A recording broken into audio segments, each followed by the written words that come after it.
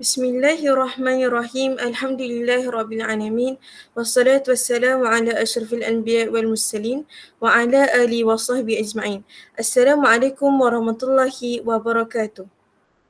Segala puji-pujian kehadirat Allah Subhanahu Wa Taala dengan limpah kurnianya dapat kita bersama-sama bersua dalam forum hal ehwal agama di pagi yang tampak mendung ini namun membawa syarat kebaikan kepada kita. Sebelum saya memperkenalkan ahli-ahli panel kita yang segak lagi tampan bergaya pada hari ini, izinkan saya untuk mengupas terlebih dahulu tajuk forum Murji'ah membawa kepada sirnanya cahaya Islam. Perjalanan umat Islam di zaman dunia tempat sempadan ini penuh dengan onak dan duri. Bergelar seorang Muslim di muka bumi mestilah mempunyai tali agama yang kukuh. Anasir-anasir negatif bertakluk dalam fikiran kita melalui era digital yang semakin pesat ini. Rentetan itu, kita dapat lihat umat Islam semakin dibelenggu aneka masalah. Tidak kira lapisan umur, mereka seakan lupa hakikat Islam yang sebenar. Tambahan Maimun dalam 2016 ada menyatakan arus perubahan zaman yang kian menjurus kepada barat menjadi asbab kealpaan umat dalam bidang agama. Aneka perfahaman yang bertentangan dengan agama Islam semakin membiak di muka bumi ini. Kemunculan penyelewengan akidah adalah antara asbab imej Islam semakin luhur. Persoalannya, sejauh manakah Murji'ah membawa kepadanya sirnanya cahaya Islam? Seringnya perkataan yang senantiasa meniti di bibir kita ialah sinar cahaya. Namun, beza pada kali ini, kita membawa tema sirnanya cahaya Islam. Mohonlah terlebih dahulu saya memberi gambaran sejarah pandangan pelan mengenai topik kita. Seperti yang kita sedia maklum, aneka ajaran sesat telah pun bermaharajalela di bumi Malaysia kita ini. Murji'ah adalah salah satunya ajaran yang membelenggu di pemikiran Muslim Malaysia. Menyusul lebih dalam, kita akan membincangkan sejauh manakah ajaran ini memberi kesan kepada masyarakat kita atau kata lain sirna membawa erti meluntur, menghakis serta menghapuskan. Baiklah, saya kira pendengar pun telah mendapat gambaran dan pasti tidak sabar mahu mendengar ulasan yang pasti membuka mata kita betapa gentingnya masalah ini. Usah gelisah, pastinya saya semat di dalam kepala untuk memperkenalkan ahli panel kita pada hari ini. Sebelum itu, saya mahu memberi amaran. Kata orang tak kenal maka tak cinta. Namun apabila kenal, usah tersungkur di latar belakang mereka yang sungguh menawan hati kita. Panel pertama, raut mukanya saja membawa 1,000 ketenangan kepada kita semua.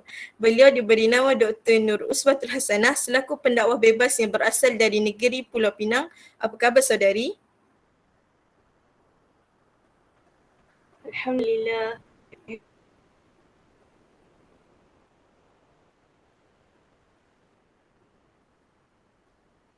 Terima kasih kepada saudari moderator. Seterusnya, kata orang berkacamata tanda banyak membaca. Beliau ialah Dr. Muhammad Hafidin selaku Timbalan Pengarah Jabatan Agama Islam Selangor. Sihatkah saudara? Alhamdulillah, baik-baik saja. Tanpa meninggalkan masa lagi, persoalan di benak saya yang pertama yang ditujukan kepada panel kita yang pertama ialah di manakah titik bermulanya ajaran Murji'ah ini bertapak sehingga tersebar susurnya pada saat ini. Silakan saudari. Baik, terima kasih kepada saudari moderator. Assalamualaikum warahmatullahi wabarakatuh. Alhamdulillahirabbil alamin wassalatu wassalamu ala asyrafil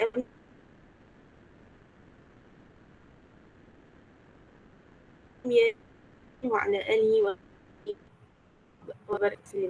Okey, terima kasih kepada saudari moderator atas persoalan yang sangat menarik untuk kita kupas, iaitu tentang fahaman Murji'ah ini berlaku. Sejarah khalifah iaitu setelah kematian Saidina Osman bin Affan yang telah menimbulkan banyak persoalan dalam khilafah yang membawa kepada perpecahan di kalangan umat Islam. Contohnya seperti kaum Khawarij yang mulanya adalah penyokong Saidina Ali, tetapi kemudian mereka berbalik menjadi musuh. Kerana adanya perbalahan ini, penyokong yang tetap setia kepada Saidina Ali iaitu yang dikenali sebagai Syiah. Fanatiknya golongan Syiah ini terhadap Saidina Ali sehingga mereka ni sanggup bermati-matian untuk menetapkan fahaman mereka itu. Jadi kaum Khawarij dan Syiah ini merupakan dua golongan yang bermusuhan. Tetapi mereka ni sama-sama nak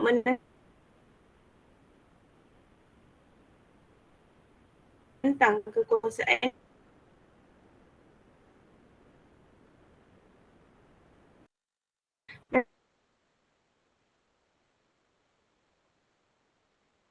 mereka lah Syiah.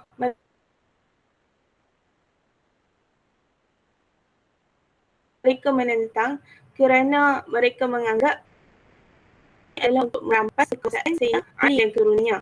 Dalam suasana perbalahan serupa inilah yang sifat mereka ni bersifat natural dan mereka tidak mahu untuk mempraktikkan mengkafir dalam sesuatu golongan. Jadi mereka ni menganggap sahabat-sahabat yang bertentangan merupakan orang-orang yang dapat dipercayai dan mereka ni tidak keluar dari jalan yang sebenar. Padahal orang-orang yang bertentangan ni lah adalah orang yang keluar daripada jalan yang benar.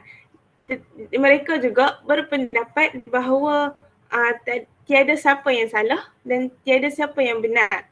Dan mereka memandang lebih baik bahawa dosa itu perhitungan kelak.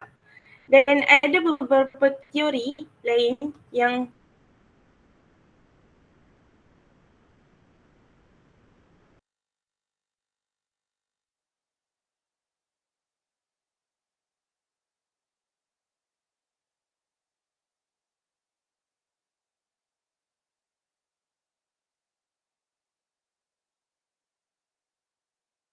katakan bahawa gagasan irja' yang merupakan doktrin dari Murji'ah muncul pertama kali sebagai gerakan politik yang diperlihatkan oleh cucu Sayyidina Ali bin Abi Talib iaitu Al-Hasan ibn Muhammad Al-Hanafiyah sekitar tahun 695 Hijrah. Dan penggagas teori ini dia menceritakan bahawa 20 tahun setelah kematian Muawiyah pada tahun 680 Hijrah, dunia Islam ni dikoyak oleh pertikaian sipil. Maksudnya Al-Mukhtar dia membawa fahaman Syiah ni ke Kufah dari tahun 685 sehingga 687. Manakala Ibnu Zubair dia mengaku bahawa kekhalifaan di Mekah hingga yang berada di bawah kekuasaan Islam. Jadi disebabkan berlakunya permasalahan ini, gagasan irja' itu diangkatlah. Jadi menyebabkan perkembangan golongan Murji'ah itu berlaku dekat situ.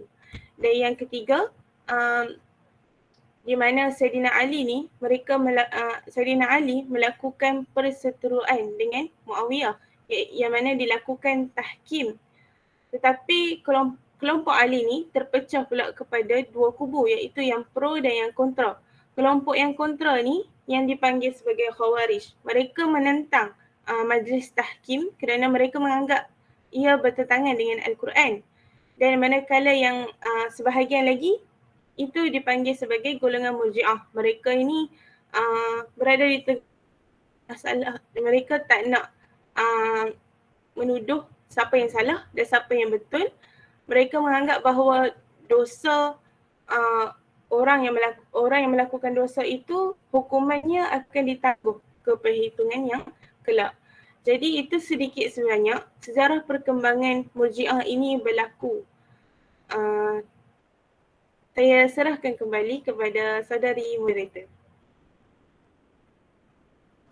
Terima kasih kepada saudari Uswa. Sidang hadirin sekalian, kita dapat dengar betapa utuhnya sebentar tadi hujah yang diberikan oleh ustazah kita mengenai sejarah perkembangan Murji'ah.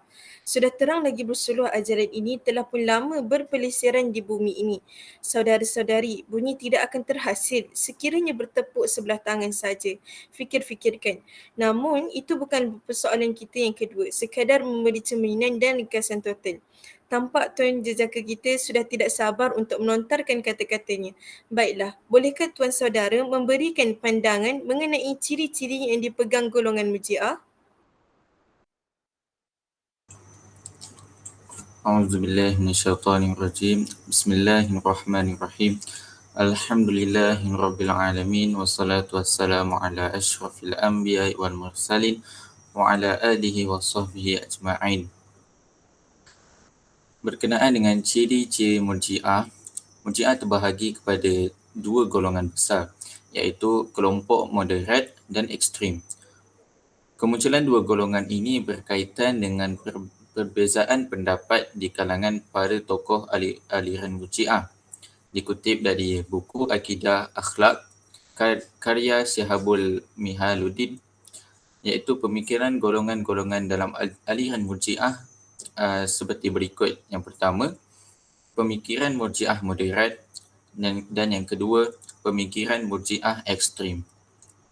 Pemikiran Murji'ah moderat, Asy-Syahrastani menyebutkan beberapa tokoh yang masuk dalam golongan Murji'ah moderat seperti Al-Hasan bin Muhammad bin Ali bin Abi Thalib, Abu Hanifah, Abu Yusuf dan beberapa ahli hadis. Golongan Murji'ah moderat ini berfahaman bahawa orang mukmin yang berbuat dosa besar tidak dapat disebut kafir. Selain itu, mereka tidak kekal di dalam neraka dan Tuhan masih dapat mengampuni dosa-dosa perbuatan dosa besar mereka. Dan yang kedua, pemikiran Murji'ah ekstrim. Golongan Murji'ah ekstrim ini dibahagi kepada empat, iaitu Al-Jahmiyah, As-Salihiyah, Al-Yunusiyah dan Al-Khosaniyah. Pemikiran dari kelompok Murji'ah Al-Jahmiyah berpendapat bahawa orang Islam yang menyatakan kekufuran dengan lisan ataupun ucapan tidaklah kafir kerana iman dan kufur terletak dalam hati. Selain itu, menurut golongan ini juga, apabila orang yang mengucapkan kalimah kekufuran meninggal dunia, maka tetap menjadi mukmin sepanjang hayatnya. Tetap menjadi mukmin sepanjang hatinya tetap beriman. Dan yang kedua, iaitu Murji'ah As-Salihiyah berpendapat bahawa iman adalah mengetahui Tuhan dan kufur iaitu perilaku sebaliknya. Selain itu, golongan ini mengatakan jika solat bukanlah ibadah kepada Allah kerana yang disebut ibadah adalah iman kepada Allah. Yang ketiga, Murji'ah Al-Yunusiyah berpendapat bahawa perbuatan maksiat dan pekerjaan yang jahat tidak merosakkan iman seseorang mukmin. Pendapat golongan Al-Yunusiyah sama dengan golongan Al-Ubaidiyah. Perbuatan jahat tidak merosakkan iman, begitupun perbuatan baik tidak akan mengubah orang yang musyrik. Golongan yang keempat, iaitu Murji'ah Al-Khosaniyah, berpendapat bahawa jika seseorang mengatakan, saya tahu Tuhan melarang makan babi, tapi saya tidak tahu babi apakah yang diharamkan untuk dimakan. Jadi orang yang menyebut itu tetap tergolong dalam golongan mukmin. Wallahu a'lam. Berbalik kepada saudari moderator. Terima kasih kepada saudara timbalan pengarah kita di atas penjelasan yang seberlengkap mengenai ciri-ciri yang ditamsilkan ajaran Murji'ah. Sidang hadirin maya sekalian, semestinya saya mencari informasi mengenai tajuk kita pada hari ini. Barangkali mahu berganda bahu dengan orang hebat belaka. Izinkan saya berkongsi mengenai definisi Murji'ah secara ringkas. Artinya, orang yang menunda penjelasan kedudukan seseorang yang bersengketa, yakni Ali dan Muawiyah serta pasukannya masing-masing ke hari kiamat kelak. Bagi kaum Murji'ah, orang yang melakukan dosa besar adalah tetap mukmin. Soal dosa besar yang dilakukan merupakan hak Tuhan untuk menentukannya di hari kemudian. Tidak disangka lagi maksud tersirat Murji'ah ini sangat berkait rapat dengan ciri-ciri yang disampaikan oleh panel kedua kita sebentar tadi. Sengaja saya menyelit sebentar tadi memberi laluan kepada pendengar untuk bernafas ketika serta ahli panel kita barangkali mahu membasahkan tekad yang dahaga. Kita lanjutkan forum kita dengan topik kubahasan mengenai Murji'ah dalam pandangan Islam dan serba sedikit mengenai keburukannya. Silakan Ustazah. Baik, terima kasih kepada saudari moderator. Tentang apakah pandangan Islam tentang golongan Murji'ah ini. Okey, Murji'ah dia mempunyai fahaman yang bertentangan dengan Islam lah. Seperti yang kita tahu, Murji'ah, dia mempunyai konsep keimanan yang berbeza dengan Islam. Mereka ni menganggap bahawa iman itu sekadar pembenaran hati dan pengetahuannya. Mereka tak menjadikan amal hati itu sebahagian daripada iman. Mereka juga menganggap seseorang yang mukmin, seorang yang menjadi mukmin secara sempurna hanyalah dengan hati. Perkara ni sangat berbezalah dengan konsep keimanan dalam Islam. Kerana Islam dengan hati, mengaku dengan lidah dan mengamalkan segala yang diperintahkan oleh Allah Subhanahu Wa Taala. Iman mempunyai prinsip asas bahawa semua hati, perkataan dan tindakan adalah sama dalam satu kepercayaan. Jadi konsep dalam Islam memerlukan 3 perkara asas ini, tetapi Murji'ah mereka berpendapat bahawa hanya dengan hati seseorang itu dikira beriman. Jadi perkara ni membawa keburukanlah kepada sesiapa yang mempercayai ataupun terpesong dengan fahaman Murji'ah ini. Dan saya nak kongsikan sedikit, serba sedikit tentang keburukan fahaman Murji'ah ini kepada orang ramai lah.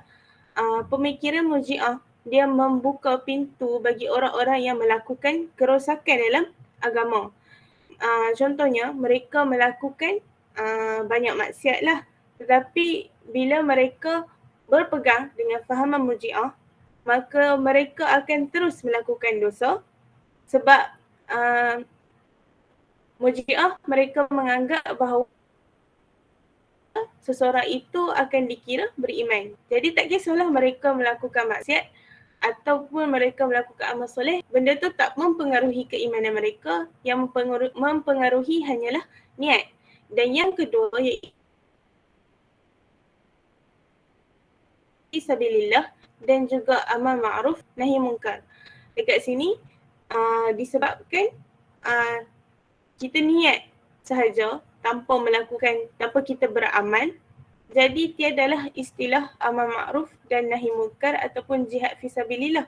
Kerana kita tak beramal pun, kita hanya berniat di dalam hati. Itulah golongan Murji'ah yang mereka faham tentang apa maksud iman tu sebenarnya.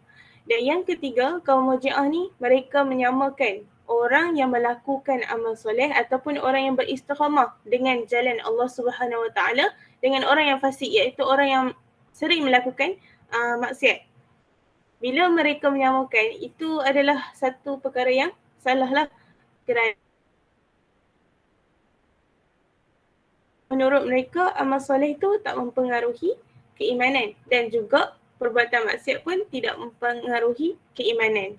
Jadi fahaman mereka itu adalah salah lah dari segi Islam. Kerana Islam, kalau kita nak beriman, kita memerlukan 3 perkara. Jadi dekat sini saya nak kongsi satu doa yang boleh kita amal supaya kita terhindar ataupun tidak terpesong dengan fahaman Murji'ah ini. Doanya bunyi, A'udzubillahi minasyaitonirrajim.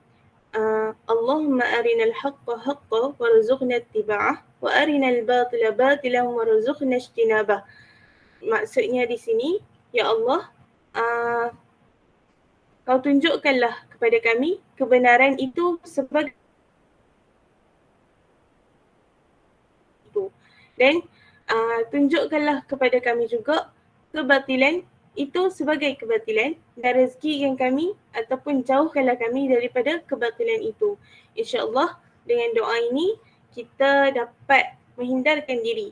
Kita kena selalu amal lah supaya kita dapat hindarkan diri daripada golongan-golongan Murji'ah ini. Saya serahkan kembali kepada saudari moderator. InsyaAllah. Terima kasih di atas pandangan yang penuh tersurat isinya, diselitkan doa lagi. Saya kira hadirin di atas talian kita juga sangat berpuas hati dengan ulasan sebentar tadi. Baiklah, kita teruskan dengan persoalan yang terakhir. Sudah tiba masanya Nahkoda mahu menurunkan layarnya. Dr. Afi, kita sudah membicarakan topik ini dengan secara keseluruhannya. Namun, apa pula kata pendengar jika kita jika langkah-langkah untuk menghindari golongan murjiah tidak diutarakan. Tepian pergi pisau diasah, layak benar indahnya kenangan. Bertambah terus ahli murjiah, langkah menjauh apa cadangan? Silakan saudara. Baiklah, antara langkah-langkah untuk menghindari golongan murjiah ini, ia bergantung kepada peranan individu dan keluarga. Peranan menghindari golongan murjiah ini adalah atas setiap bahu umat Islam, sama ada ia perlu dilaksanakan secara individu ataupun keluarga ataupun melalui institusi agama, institusi pendidikan ataupun kerajaan. Dalam Islam, setiap penganut agama itu perlu saling menasihati. Sebagaimana agama Islam adalah agama nasihat.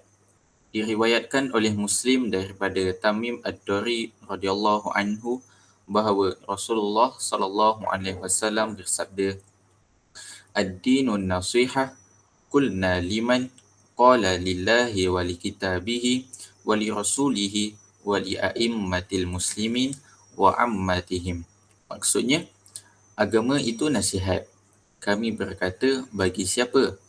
Baginda sallallahu alaihi wasallam bersabda, bagi Allah, bagi kitabnya, bagi rasulnya dan bagi para pemimpin kaum muslimin dan orang-orang awam mereka.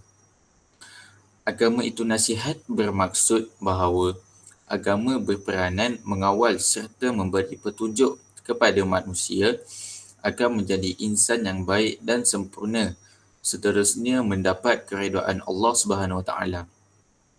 Agama berperanan membimbing manusia agar menjadi insan yang cemerlang dan bahagia bukan sahaja di dunia tetapi di akhirat. Sesungguhnya rujukan dalam membawa manusia untuk cemerlang di dunia dan akhirat adalah Al-Quran dan Al-Sunnah. Jadi langkah yang pertama untuk menghindari golongan murjiah ini ialah bagi individu dalam mengenal, mengetahui dan membantiras ajaran sesat dan menyeleweng adalah bermula dengan proses menuntut ilmu. Sebagaimana yang telah dinyatakan bahawa ilmu adalah cahaya, penyuluh dan penyelamat. Begitu juga antara bentuk ibadah yang paling utama dan ketaatan yang paling agung yang dianjurkan oleh Islam adalah dengan menuntut ilmu, terutama ilmu-ilmu syarak atau ilmu-ilmu berkaitan kepercayaan dan pengalaman Islam. Ilmu syarak yang dimaksudkan adalah ilmu-ilmu yang membahaskan isi kandungan Al-Quran dan Al-Sunnah yang dibawa oleh Nabi Muhammad SAW. Sebahagian ulama ada menyebutkan bahawa keperluan manusia pada pengetahuan ilmu syarak lebih besar dan utama berbanding keperluan mereka terhadap makanan dan minuman. Sesungguhnya orang yang berilmu itu pastinya tidak akan sama berbanding orang yang tidak berilmu. Sebagaimana firman Allah Subhanahu Wa Taala, A'udzubillahi minasyaitonirrajim. Qul hal yastawil ladzina ya'lamuna wal ladzina la ya'lamun. Innama yatadzakkaru ulul albab. Maksudnya, katakanlah, adakah sama orang-orang yang mengetahui dengan orang-orang yang tidak mengetahui? Sesungguhnya orang-orang yang dapat mengambil pelajaran dan peringatan hanyalah orang-orang yang berakal sempurna. Surah Az-Zumar ayat 9. Bermula dengan ilmu, setiap individu dapat menjalankan peranan tersendiri untuk memberikan kefahaman dan kesedaran kepada kaum keluarga, rakan-rakan dan masyarakat berkaitan dengan ajaran murjiah ataupun fahaman-fahaman yang menyeleweng dan sesat. Sesungguhnya negeri Kedah serta tidak terkecuali seluruh negeri di Malaysia ini kebanyakannya surau atau masjidnya subur hidup dengan majlis-majlis ilmu hampir setiap hari. Cuma kesediaan serta kesungguhan dalam menuntut ilmu syariat daripada setiap individu Muslim di negara ini amat perlu dipertingkatkan lagi untuk manfaat dan kebaikan bersama. Jadi Tegasnya, ilmu adalah penyelamat daripada penyelewengan dan kesesatan golongan Murji'ah ini. Langkah yang kedua, melalui peranan keluarga. Keluarga merupakan institusi yang amat penting dalam sebuah masyarakat. Boleh dikatakan semuanya bermula daripada rumah ataupun keluarga. Karakter seseorang itu ataupun perwatakannya ataupun peribadinya dan pemikiran seseorang itu terbentuk melalui rumah dan keluarganya. Oleh itu, setiap ahli dalam sesebuah keluarga itu, terutamanya ibu bapa, perlulah memainkan peranan menyuburkan benih pemikiran yang berasaskan akidah, syariat dan akhlak Islamiah, iaitu berpandukan Al-Quran dan Al-Sunnah, serta tidak menyeleweng, apatah lagi yang sesat dalam kalangan ahli keluarga. Sekiranya kita melihat dengan lebih halus, peranan ibu bapa amatlah besar bagi sesebuah keluarga. Ibu bapa lah yang bertanggungjawab ke atas masa depan anak-anak mereka. Mereka bertanggungjawab mendidik dan menyemai akidah, syariah dan akhlak Islamiah dalam diri setiap anak-anak mereka. Mereka juga bertanggungjawab untuk memperkenalkan kepada anak-anak mereka nilai kasih sayang dan erti kehidupan. Mereka juga bertanggungjawab untuk memandu anak-anak mereka untuk berjaya dan cemerlang, bukan sahaja di dunia, bahkan di akhirat kelak. Justru itu, peranan ibu bapa amatlah besar dan signifikan. Ibu bapa adalah pembina utama setiap individu dalam masyarakat, atau dapatlah disimpulkan bahawa ibu bapa adalah sebahagian pembina utama umat Islam. Dalam permasalahan akidah, Rasulullah SAW ada menyebutkan peranan ibu bapa sebagaimana yang diriwayatkan oleh Al-Bukhari daripada Abu Hurairah radhiyallahu anhu bahawa baginda bersabda, kullu mauludin yuladu 'alal fitrah fa abawahu yuhawwidanihi aw yunassiranihi aw yumajjisanihi. Maksudnya, setiap anak dilahirkan dalam keadaan fitrah, iaitu suci bersih. Kedua ibu bapanya lah yang membuatkannya menjadi Yahudi ataupun Kristian ataupun Majusi. Fitrah dalam konteks hadis tersebut bermaksud agama Islam. Setiap bayi atau anak yang dilahirkan sebagai seorang Muslim dan ibu bapalah yang bertanggungjawab agar agama Islam anak itu sempurna dan supaya anak tersebut kekal dalam fitrah Islamnya, serta memastikan anak tersebut tidak dipengaruhi oleh suasana persekitaran yang akan merosakkan atau menjejaskan fitrah keislamannya. Jadi jelas di sini bahawa antara langkah untuk menghindari golongan Murji'ah ini adalah dengan menuntut ilmu dan peranan ibu bapa bermula daripada rumah. Wallahu a'lam. Itu sahaja. Berbalik kepada saudari moderator. Terima kasih kepada saudara Timbalan Pengarah di atas pendapat yang dilontarkan sebentar tadi. Diharapkan kita dijauhi pemikiran kolot dan negatif sebegini. Baiklah, izinkan tuan-puan yang saya hormati sekalian untuk membenarkan saya mencuri masa sebentar untuk membuat penutup di akhir kalam. Ahli-ahli panel dan sidang hadirin yang dirahmati Allah SWT sekalian. Firman Allah dalam kalamnya surah Al-A'raf ayat 16.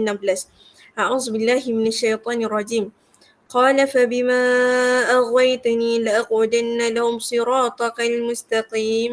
Maksudnya, kerana engkau telah menyesatkan aku, pasti aku akan selalu menghalangi mereka dari jalanmu yang lurus. Iblis akan mencari 1001 cara untuk menyesatkan kita dari jalan agama Islam yang sebenar.